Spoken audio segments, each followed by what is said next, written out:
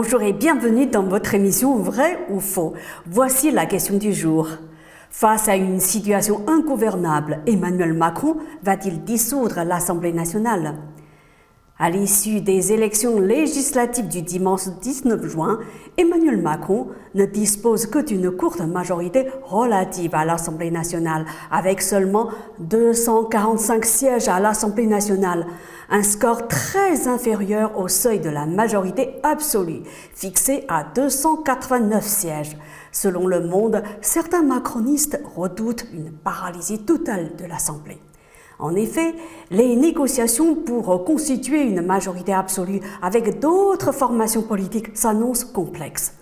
Même en obtenant le soutien des députés divers gauche, divers centre et divers droite, la coalition présidentielle n'atteindra pas le seuil des 289 élus.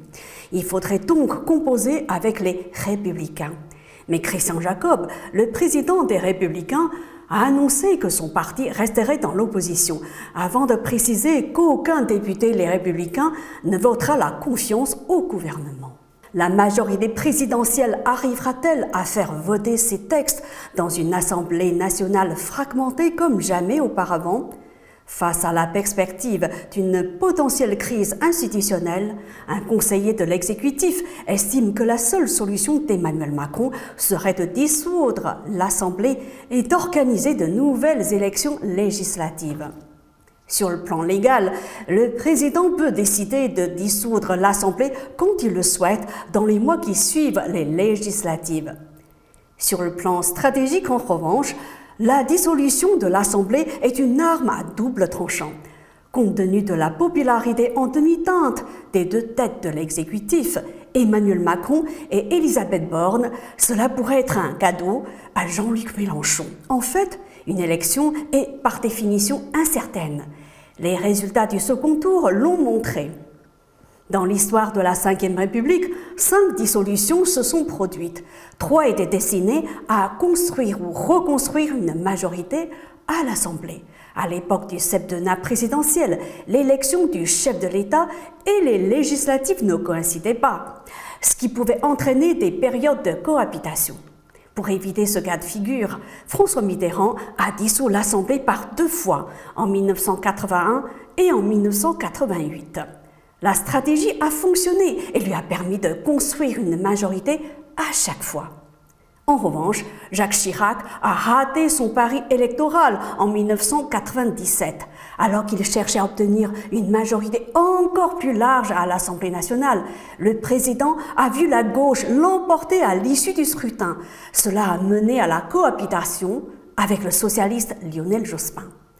S'il dissolvait l'Assemblée, Emmanuel Macron pourrait sortir conforté ou encore plus affaibli de nouvelles législatives. La question du temps politique se pose aussi. Des experts en politique française pensent qu'il n'est pas intéressant pour le président de dissoudre l'Assemblée dans l'immédiat. Pourquoi ? Tout simplement parce que le scrutin vient d'avoir lieu. Dissoudre immédiatement, c'est refuser de reconnaître le choix des électeurs. Prendre cette décision avant que le gouvernement ne rencontre des difficultés dans la conduite des affaires du pays serait donc une stratégie extrêmement risquée sur le plan politique. En revanche, si au fil des mois le gouvernement se heurte à une paralysie de l'Assemblée, voire une motion de censure contre le gouvernement, la dissolution dans ce cas se justifie. Cette décision ne serait plus perçue comme une remise en cause des résultats des législatives, mais comme un appel au peuple pour résoudre une crise. Emmanuel Macron n'agira jamais sous la pression. Il va d'abord essayer de passer des textes et constater ou pas que le pays n'est pas gouvernable.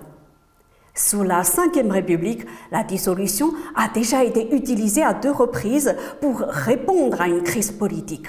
En 1962, à la suite d'une motion de censure contre le gouvernement de Georges Pompidou, et lors des événements de mai 1968. À chaque fois, elle a permis à Charles de Gaulle d'obtenir une large majorité à l'Assemblée nationale. En résumé, en cas de blocage, Emmanuel Macron est en droit de dissoudre l'Assemblée nationale. En pareil cas, de nouvelles élections législatives sont organisées entre 20 et 40 jours après la décision. Mais le président ne peut pas recourir à une dissolution plus d'une fois par an. Une dissolution pourrait lui permettre de disposer d'une majorité absolue, mais elle pourrait aussi se retourner contre lui. N'hésitez pas à laisser vos commentaires au-dessous de cette vidéo si vous la regardez sur Mandarin TV YouTube. C'est la fin de cette émission, merci à vous de l'avoir suivi. À bientôt.